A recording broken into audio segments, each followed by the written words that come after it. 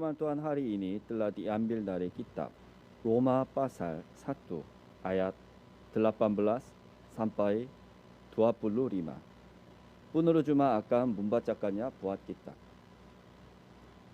Sebab murka Allah nyata dari sorga atas segala kefasikan dan kelaliman manusia yang menindas kebenaran dengan kelaliman. Karena apa yang dapat mereka ketahui tentang Allah nyata bagi mereka, sebab Allah menyatakannya kepada mereka. Sebab apa yang tidak nampak daripadanya, yaitu kekuatannya yang kekal dan kelahiannya, dapat nampak kepada pikiran dan karyanya sejak dunia diciptakan, sehingga mereka tidak dapat berdalih. Sebab sekalipun mereka mengenal Allah, mereka tidak memuliakan Dia sebagai Allah atau mengucap syukur kepadanya. Sebaliknya pikiran mereka menjadi sia-sia dan hati mereka yang bodoh menjadi gelap. Mereka berbuat seolah-olah mereka penuh hikmat, tetapi mereka telah menjadi bodoh. Mereka menggantikan kemuliaan Allah yang tidak fana dengan gambaran yang mirip dengan manusia yang fana, burung-burung, binatang-binatang yang berkaki 4 atau bintang-bintang yang menjalar. Karena itu Allah menyerahkan mereka kepada keinginan hati mereka akan kecemaran, sehingga mereka saling mencemarkan tubuh mereka. Sebab mereka menggantikan kebenaran Allah dengan dusta dan memuja dan menyembah makhluk dengan melupakan penciptanya yang harus dipuji selama-lamanya. Amin. Amin. Ibu Anita akan memberikan khotbah dengan firman berjudul Kristus yang sudah selesaikan.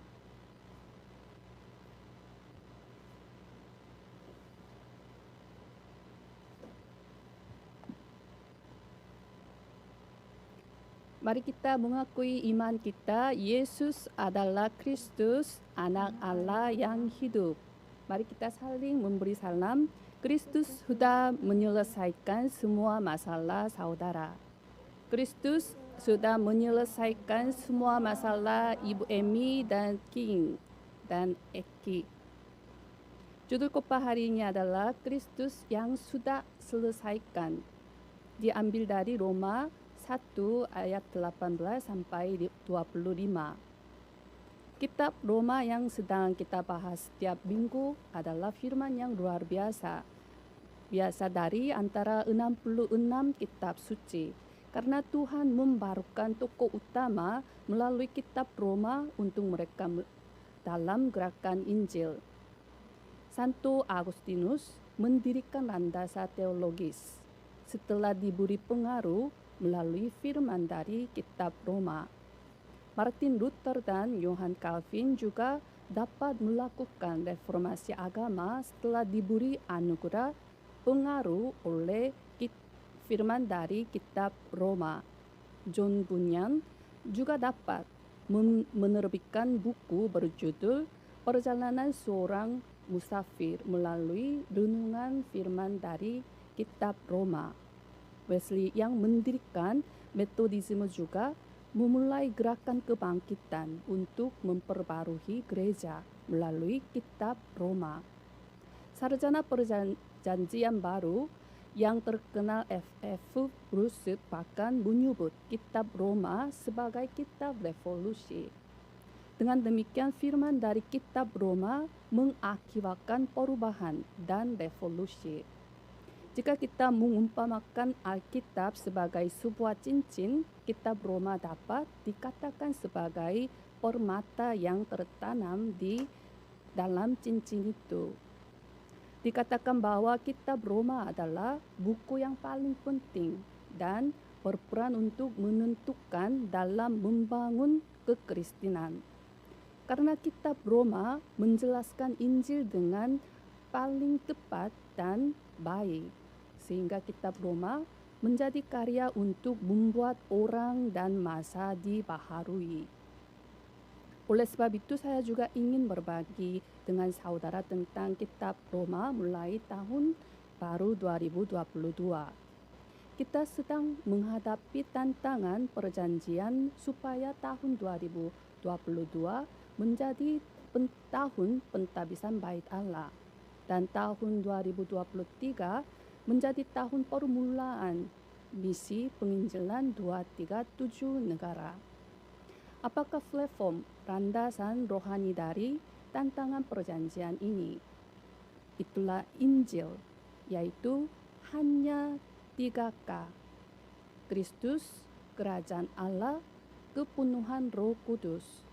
Berasal dari Kisah Para Rasul pasal 1 ayat 1, 3, dan 8. Maka 3K itu sering disebut 138. Tanpa kekuatan Injil, kita tidak dapat melakukan pelayanan apapun dengan benar. Itulah sebabnya kita harus berubah menjadi bejana rohani untuk menyelamatkan 237 negara dan 5.000 suku bangsa. Dengan sepenuhnya tertanam dengan hanya Injil, berakar di dalam hanya Injil, memiliki tabiat hanya Injil. Apa itu Injil? Injil adalah Kristus. Injil merupakan kabar baik. Mengapa Injil merupakan kabar baik? Karena Kristus Yesus telah menyelesaikan segalanya, sebagaimana judul khotbah hari ini. Tetelestai, sudah selesai. Kristus Yesus sepenuhnya menyelesaikan semua dosa, kutukan, bencana, masalah masa lalu, masalah masa depan, masalah masa kini. Kita segalanya, dengan kita segalanya. Lalu dia menyatakan kepada seluruh dunia bahwa segala sesuatu diciptakan kembali melalui kebangkitan Yesus Kristus. Kehidupan beriman kita harus dimulai dari sini. Kristus yang sudah selesaikan. Saya tidak perlu ragukan apa lagi, maka kita hanya berjalan maju dengan iman tanpa runtang-rantung dan kebingungan yang terikat dengan hal-hal masa lalu. Saya memberkati setiap jemaat Indonesia dalam nama Yesus Kristus. Kiranya tahun 2022 dapat menjadi jadwal waktu untuk melompat secara rohani maupun jasmani. Tuhan telah berjanji dengan jelas, kemegahan yang kemudian akan melebihi kemegahannya yang semula. Mulai dari hari ini, aku akan memberi berkat. Jika saudara percaya pada firman yang diproklamasikan dari mimbar sesuai dengan jadwal waktu Tuhan dan menghadapi tantangan perjanjian, saudara pasti akan melihat kemegahannya yang kemudian. Saudara akan menjadi level rohani untuk menyelamatkan 237 negara dan 5.000 suku bangsa. Dan juga saudara akan berdiri teguh sebagai puncak penyembuhan 237 negara. Saya memberkati setiap jemaat Indonesia dalam nama Yesus Kristus. Kiranya saudara dapat menjadi tokoh utama dari jawaban 24. Pokok bahasan yang pertama adalah kehidupan yang menikmati rasa syukur Injil. Dalam ayat 18, sebab murka Allah nyata dari surga atas segala kefasikan dan kelaliman manusia yang menindas kebenaran dengan kelaliman. Teks seharinya adalah firman inti dari seluruh kitab Roma. Rasul Paulus menjelaskan dengan jelas, sangat jelas, apa Injil yang dia beritakan sampai dengan ayat 17. Injil yang diberikan Rasul Paulus adalah Injil dari Tuhan, bukan pemikiran ideologis atau filosofis dari seseorang. Dengan kata lain, itu diproklamasikan sebagai Injil Allah. Dan Paulus menyatakan bahwa Injil adalah Kristus Yesus, kekuatan Allah yang menyelamatkan setiap orang yang percaya. Orang benar akan hidup oleh iman. Tidak diperlukan perbuatan manusia, hanya iman yang dibutuhkan. Itu adalah pengakuan dan proklamasi yang sangat menggembirakan. Namun dari ayat 18 sangat berbeda suasananya dengan ayat-ayat sebelumnya sampai ayat 17. Dalam ayat 18 dimulai dengan ungkapan murka Allah. Ungkapan murka sangat tidak enak dan sangat merasa takut. Mengapa Rasul Paulus memulai dengan inti dari kitab Roma dengan ungkapan yang tidak nyaman? Karena Paulus ingin menekankan fakta bahwa Injil adalah kabar baik dan kekuatan keselamatan. Karena jika kita tidak tahu keadaan kita sebelumnya diselamatkan, kita tidak dapat benar-benar menikmati rasa syukur Injil dan rasa syukur keselamatan. Keadaan kita yang belum diselamatkan berada di bawah murka Allah. Melalui Injil, melalui keselamatan, kita dapat menerima kebebasan dari keadaan murka Allah. Itulah sebabnya Injil merupakan kabar baik. Karena dosa manusia pertama, Adam yang terjadi dalam Kejadian pasal 3, seluruh umat manusia meninggalkan Tuhan. Lalu manusia menjadi budak setan dalam dosa, kutukan, dan terjerumus 12 masalah rohani. Rasul Paulus menyebut keadaan ini bahwa manusia berada di bawah murka Allah. Dalam ayat 18 disebutkan bahwa ciri-ciri manusia yang terpisah dari Allah adalah kefasikan dan kelaliman. Kata kefasikan secara harfiah berarti tidak ada Tuhan. Kefasikan mengacu pada tindakan sengaja melawan Tuhan.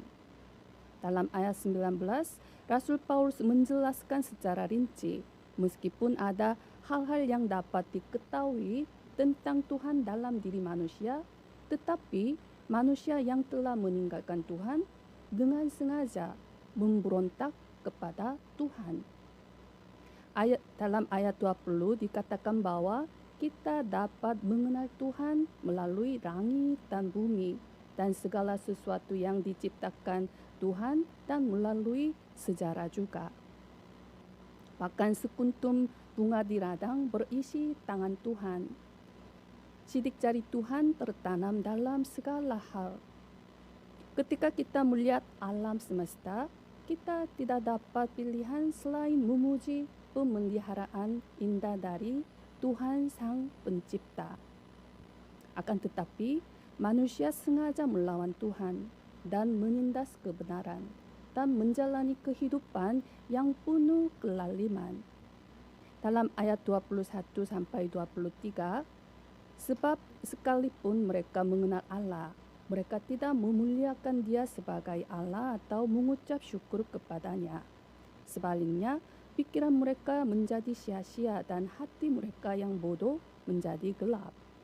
Mereka berpuas seolah-olah mereka penuh hikmat, tetapi mereka telah menjadi bodoh. Mereka menggantikan kemuliaan Allah yang tidak fana dengan gambaran yang mirip dengan manusia yang fana, burung-burung, binatang-binatang yang berkaki 4, atau binatang-binatang yang menjalar. Teks ini menunjukkan bahwa ciri khas dari kehidupan manusia yang terpisah dari Tuhan adalah menyembah berhala. Manusia yang terpisah dari Tuhan berpikir bahwa pengganti Tuhan membawa damai. Manusia yang terpisah dari Tuhan menyembah berbagai berhala seperti gambaran mirip dengan manusia yang fana, burung-burung, binatang-binatang yang berkaki 4, atau binatang-binatang yang menjalar, karena mereka tidak memiliki pengetahuan rohani. Bukan hanya di zaman Rasul Paulus, tetapi juga sekarang pun masih sama. Kita mungkin berpikir bahwa semua takhayul dan berhala akan hilang ketika sains berkembang, tetapi tidak sama seperti itu. Tidak sama sekali begitu. Karena setan ada di belakangnya. Serangan setan belum pernah berhenti sejak peristiwa kejadian pasal 3. Sekarang, penyembuhan berhala dengan cerdik dilakukan melalui 3 organisasi, yaitu New Age, Freemason, dan kelompok Yahudi. Secara khusus, gerakan New Age sudah masuk ke seluruh sudut kehidupan kita. Gerakan New Age adalah saluran penyembahan berhala yang digunakan oleh setan. Salah satu ciri khas yang terbesar dari gerakan New Age adalah meditasi, panteisme. Manusia adalah Tuhan dan Tuhan adalah manusia. Dan mereka berpusat pada gagasan bahwa segala sesuatu di dalam semesta juga adalah dewa-dewi. Karena mereka menganggap manusia sebagai dewa-dewi, maka semua perhatian mereka berpusat pada manusia, bukan pada Tuhan. Secara khusus, ada sejumlah metode yang dirancang untuk membuat orang salah mengira dirinya sebagai Tuhan. Yang perwakilannya adalah meditasi. Di permukaan sepertinya cara yang bagus untuk menghilangkan stres demi kesehatan dan mengembangkan potensi diri dan menjadi seperti sangat bahagia. Tetapi pada akhirnya itu adalah tipu muslihat yang tersembunyi setan untuk membuat manusia duduk di tempat Tuhan. Grup idola paling terkenal di dunia saat ini adalah BTS. 6 dari 7 anggota BTS telah lulus atau sedang kuliah di Universitas Cyber Global. Universitas ini adalah sekolah untuk latihan meditasi dan pendidik otak. Kedua sekolah ini adalah bernama Lee Sung-hun yang mendirikan Dan World. Dia sedang menipu orang dengan nama ketua sekolah. Di luar negeri, dikatakan bahwa 4.000 orang masuk sekolah ini yang disebut Universitas BTS dan 200 selebriti mengambil jurusan siaran dan entertainment di sini. Mereka mengajarkan pendidikan otak dan latihan meditasi di atas nama penyembuhan dan pengisian energi. Apa inti dari pendidikan mereka? Mereka mengajarkan untuk berfokus pada diri sendiri. Hal ini berasal dari peristiwa kejadian pasal 3. Bukan Allah Tritunggal, bukan Injil. Mereka memberi pengaruh sebagai selebriti kepada generasi yang mendatang. Kampanye yang ditekankan BTS dalam pidatonya di PBB dan terus digulirkan adalah kampanye Love Myself. Ini dimulai dengan musik dan pesan BTS bahwa menemukan diri sendiri dan mencintai diri sendiri adalah awal dari cinta sejati. Di permukaan, ini tampak seperti kampanye yang sangat mengharukan. Namun, di sisi yang lain, ada tipu muslihat cerdik setan. Jika kita melihat apa yang dikatakan BTS, ada yang seperti ini. Kami harap Anda menemukan nama dan suara Anda dengan berbicara tentang diri Anda sendiri tanpa peduli kebangsaan, ras, identitas, gender. Sepertinya tidak ada masalah, tetapi tanpa peduli identitas gender itu konten yang tidak kita biar. Mereka menyampaikan pemikiran dan ideologi yang mereka pelajari melalui pendidikan otak dan latihan meditasi di sekolah BTS kepada generasi muda. Setan akan menjadi semakin cerdik. Itu sebabnya kita harus menikmati Injil dengan lebih realistis. Jika kita memiliki rasa syukur Injil dalam kehidupan sehari-hari, kita pasti akan memenangkan peperangan rohani. Saya memberkati setiap jemaat Indonesia dalam nama Yesus Kristus. Kiranya saudara dapat menjadi murid Kristus yang mutlak untuk memberi pengaruh rohani seiring dengan memiliki tabiat Injil 24 untuk tidak tertipu oleh tipu muslihat setan cerdik. Pokok bahasan yang kedua adalah kehidupan yang menyampaikan rasa syukur Injil. Dalam ayat 24 sampai 25, karena itu Allah menyerahkan mereka kepada keinginan hati mereka akan